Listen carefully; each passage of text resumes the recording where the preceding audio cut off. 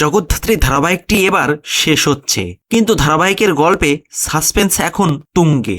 দুর্গা কি সত্যিই ভিলেন, নাকি মুখোশধারী জগদ্ধাত্রী ও কৌশিকীর সাহায্যকারী? সে কি সত্যিই মুখার্জি পরিবারের বিরুদ্ধে শত্রুতা করছে?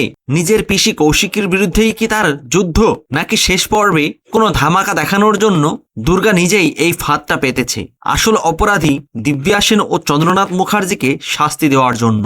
হ্যাঁ, হয়তো এমনটাই ঘটতে চলেছে, কেননা দুর্গা হয়তো সবকিছু কৌশিকী মুখার্জির পরিকল্পনা মতোই করছে, আর তাই দুর্গা শেষ পর্বে কোনো না কোনো ধামাকা দেখাবে। তবে দিব্যা সেন ও চন্দ্রনাথ মুখার্জি ধরা পড়লেও শুধরে যাবে হয়তো বৈদেহী মুখার্জি ও উৎসব, কেননা তারা তো মুখার্জি পরিবারেরই সদস্য।